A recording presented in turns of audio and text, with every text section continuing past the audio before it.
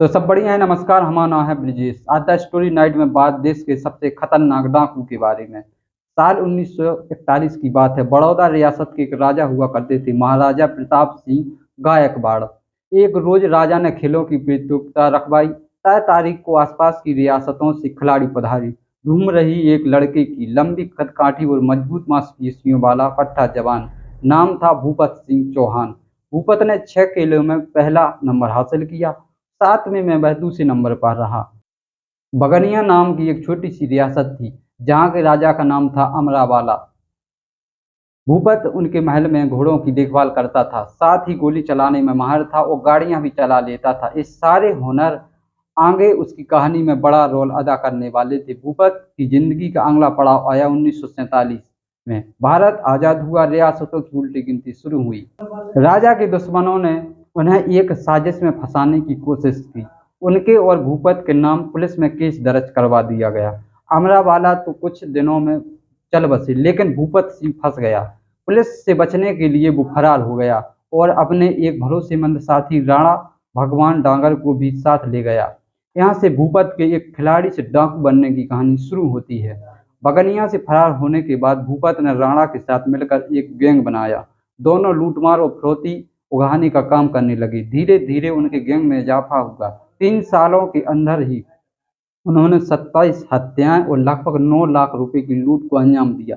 9 लाख रुपए आज से 70 साल पहले के हिसाब से।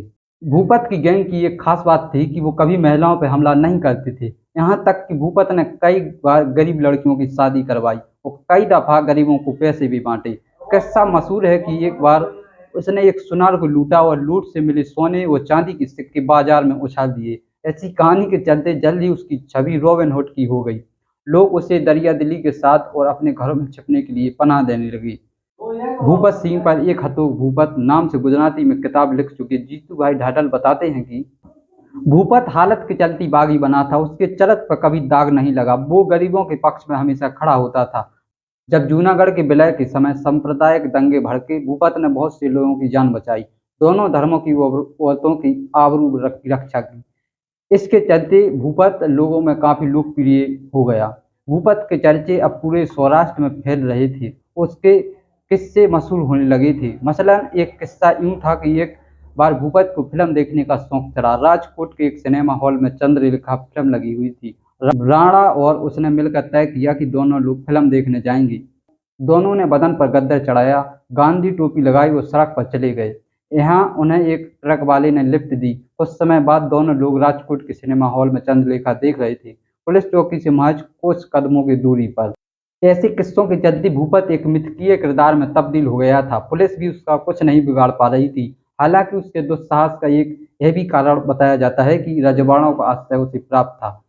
वह एक बड़े षड्यंत्र को उसके जरिए अंजाम देना चाहते थे।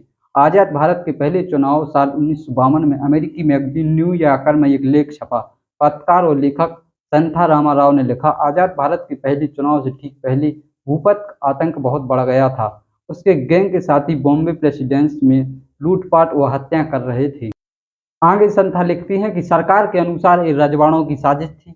वो कानून व्यवस्था खराब कर ये दिखाना चाहते थे कि लोकतंत्र में कानून का हाल ऐसा ही होता है और अगर कांग्रेस सत्ता में आई तो चीजें और भी खराब होगी।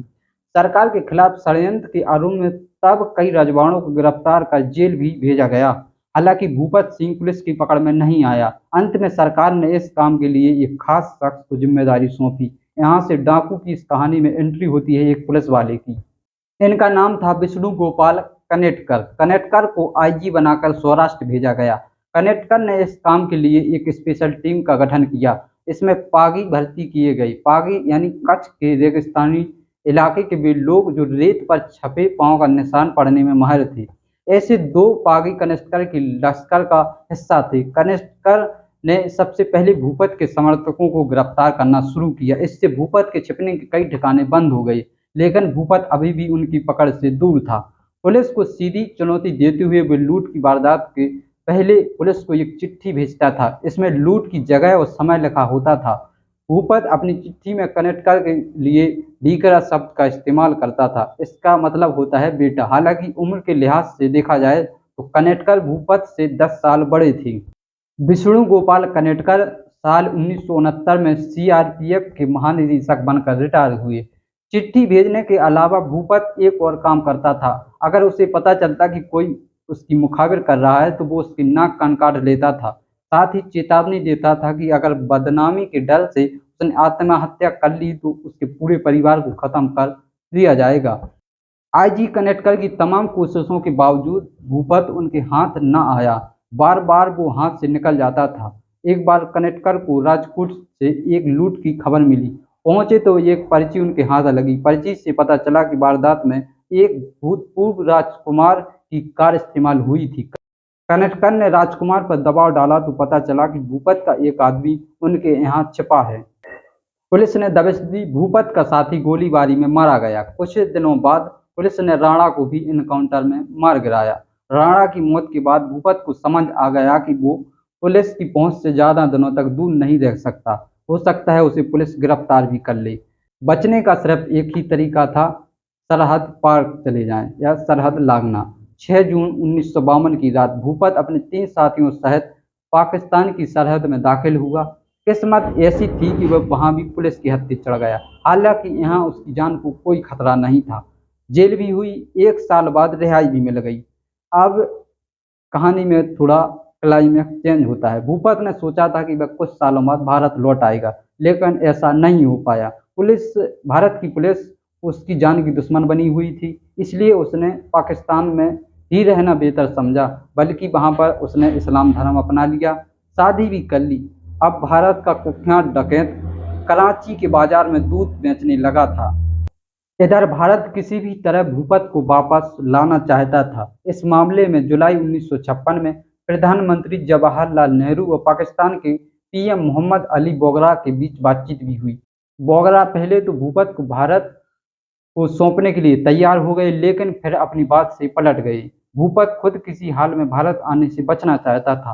पाकिस्तान में समर्थन जुटाने के लिए उसने दलीलें देना शुरू किया।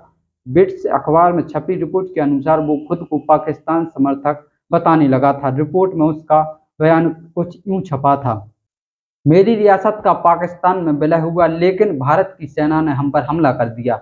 हमने जवाब देने की कोशिश की, लेकिन हम जीत नहीं पाए। अंत में मुझे पाकिस्तान में शरण लेनी पड़ी। पाकिस्तान ने मेरी जान बचाई और उसके लिए मैं अपनी खून की आखिरी बूंद तक दे सकता हूँ। यहाँ जिस रियासत की बात हो रही है वो जूनागढ़ था। भूपत सिर्फ यहीं तक सीमित न रहा। उसने एक रैली कर अपने समर्थकों में 1500 रुपये जुटाए और घोषणा कर दी कि वो एक फिल्म बनाएगा जिसमें जूनागढ़ की आज़ादी के संघर्ष की कहानी दिखाई जाएगी। यहाँ आज़ादी की बात पाकिस्तान के एंगल से हो रही थी, यानी जूनागढ़ की भारत से आज़ादी। भूपत को इन कालाबाजारियों का फायदा मिला। उसे पाकिस्तान में रहने की इजाज़त मिल गई और साल 2006 में उसकी मृत्यु के बाद वहीं उसकी कब्र में दफनाया गया। भूपत भारत का वो पहला खतरनाक दुर्दांत अपराधी था जिसे पाकिस्तान ने पनाह दी थी। यही परंपरा दाऊद के समय में भी अपनाई गई। खैर, आप देख रहे थे हमारा किस्से कहानियों से जुड़ा एपिसोड द स्टोरी नाइट। इस कहानी के अधिकांश हिस्से को द लल्लन टॉप के एक आर्टिकल से लिया गया है।